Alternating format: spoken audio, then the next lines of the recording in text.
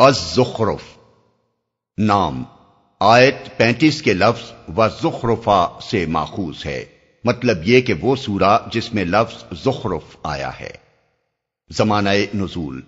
کسی معتبر روایت سے معلوم نہیں ہو سکا ہے، لیکن اس کے مضامین پر غور کرنے سے صاف محسوس ہوتا ہے کہ یہ سورہ بھی اسی زمانے میں نازل ہوئی ہے جس میں المومن، حامیم السجدہ اور الشورى نازل ہوئیں۔ یہ ایک ہی سلسلے کی صورتیں معلوم ہوتی ہیں جن کا نزول اس وقت سے شروع ہوا جب کفار مکہ نبی صلی اللہ علیہ وسلم کی جان کے درپے ہو گئے تھے۔ شب و روز اپنی محفلوں میں بیٹھ بیٹھ کر مشورے کر رہے تھے کہ آپ کو کس طرح ختم کیا جائے، اور ایک حملہ آپ کی جان پر ہو بھی چکا تھا۔ اس صورتحال کی طرف آیات 79 اور 80 میں صاف اشارہ موجود ہے۔ موضوع اور مباحث اس سورے میں پورے زور کے ساتھ قریش اور اہل عرب کے ان جاہلانہ عقائد و اوہام پر تنقید کی گئی ہے جن پر وہ اصرار کیے چلے جا رہے تھے، اور نہایت محکم و دل نشین طریقے سے ان کی معقولیت کا پردہ فاش کیا گیا ہے، تاکہ معاشرے کا ہر فرد جس کے اندر کچھ بھی معقولیت موجود ہو یہ سوچنے پر مجبور ہو جائے کہ آخر یہ کیسی جہالتیں ہیں جن سے ہماری قوم بری طرح چمٹی ہوئی ہے، اور جو شخص ہمیں ان کے چکر سے نکالنے کی کوشش کر رہا ہے اس کے پیچھے ہاتھ دھو کر پڑ گئی ہے۔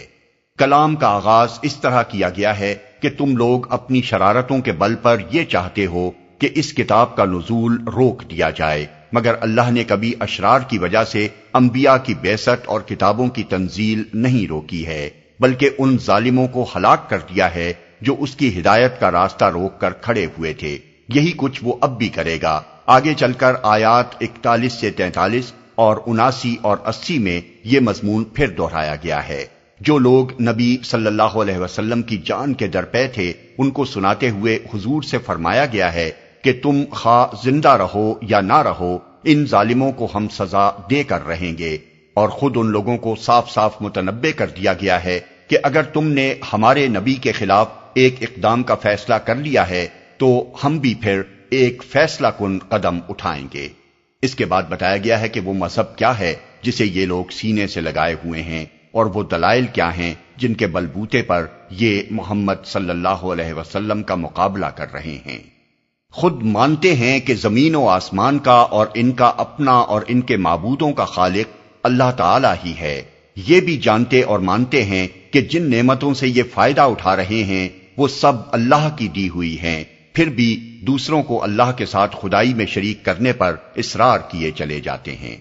بندوں کو اللہ کی اولاد قرار دیتے ہیں، اور اولاد بھی بیٹیاں جنہیں خود اپنے لیے ننگ و عار سمجھتے ہیں۔ فرشتوں کو انہوں نے دیویاں قرار دے رکھا ہے، ان کے بت عورتوں کی شکل کے بنا رکھے ہیں، انہیں زنانہ کپڑے اور زیور پہناتے ہیں، اور کہتے ہیں کہ یہ اللہ کی بیٹیاں ہیں، ان کی عبادت کرتے ہیں اور انہی سے منتیں اور مرادیں مانگتے ہیں۔ آخر انہیں کیسے معلوم ہوا کہ فرشتے عورتیں ہیں؟ ان جہالتوں پر ٹوکا جاتا ہے تو تقدیر کا بہانہ پیش کرتے ہیں اور کہتے ہیں کہ اگر اللہ ہمارے اس کام کو پسند نہ کرتا تو ہم کیسے ان بتوں کی پرستش کر سکتے تھے، حالانکہ اللہ کی پسند اور ناپسند معلوم ہونے کا ذریعہ اس کی کتابیں ہیں، نہ کہ وہ کام جو دنیا میں اس کی مشیت کے تحت ہو رہے ہیں۔ مشیت کے تحت تو ایک بت پرستی ہی نہیں، چوری، زنا، ڈاکہ، قتل سب ہی کچھ ہو رہا ہے۔ کیا اس دلیل سے ہر اس برائی کو جائز و برحق قرار دیا جائے گا جو دنیا میں ہو رہی ہو؟ پوچھا جاتا ہے کہ اپنے اس شرک کے لیے تمہارے پاس اس غلط دلیل کے سوا کوئی اور سند بھی ہے؟ تو جواب دیتے ہیں کہ باپ دادا سے یہ کام یوں ہی ہوتا چلا آ رہا ہے، گویا ان کے نزدیک کسی مذہب کے حق ہونے کے لیے یہ کافی دلیل ہے۔ حالانکہ ابراہیم علیہ السلام جن کی اولاد ہونے پر ہی ان کے سارے فخر و امتیاز کا مدار ہے، باپ دادا کے مذہب کو لات مار کر گھر سے نکل گئے تھے،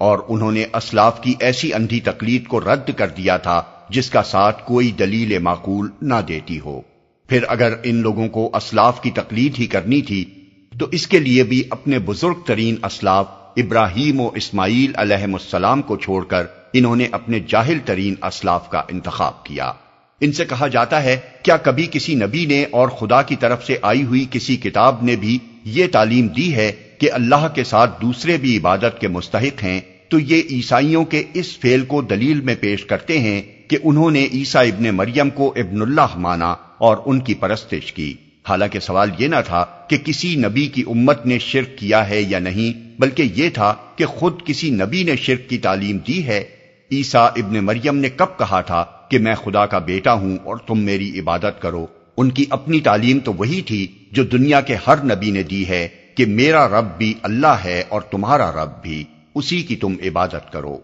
محمد صلی اللہ علیہ وسلم کی رسالت تسلیم کرنے میں انہیں تأمل ہے تو اس بنا پر کہ ان کے پاس مال و دولت اور ریاست و وجاہت تو ہے ہی نہیں، کہتے ہیں کہ اگر خدا ہمارے ہاں کسی کو نبی بنانا چاہتا تو ہمارے دونوں شہروں مکہ اور طائف کے بڑے آدمیوں میں سے کسی کو بناتا۔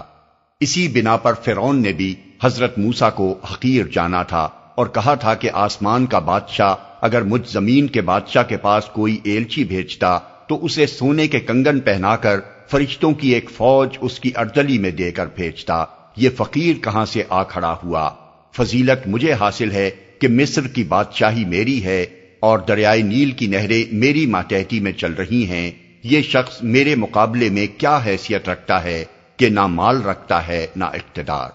اس طرح کفار کی ایک ایک جاہلانہ بات پر تنقید کرنے اور اس کے نہایت معقول و مدلل جوابات دینے کے بعد آخر میں صاف صاف کہا گیا ہے کہ نہ خدا کی کوئی اولاد ہے، نہ آسمان و زمین کے خدا الگ الگ ہیں، نہ اللہ کے ہاں کوئی ایسا شفیع ہے جو جان بوجھ کر گمراہی اختیار کرنے والوں کو اس کی سزا سے بچا سکے۔ اللہ کی ذات اس سے منزہ ہے کہ کوئی اس کی اولاد ہو، وہی اکیلا ساری کائنات کا خدا ہے، باقی سب اس کے بندے ہیں، نہ کہ اس کے ساتھ خدائی صفات و اختیارات میں شریک۔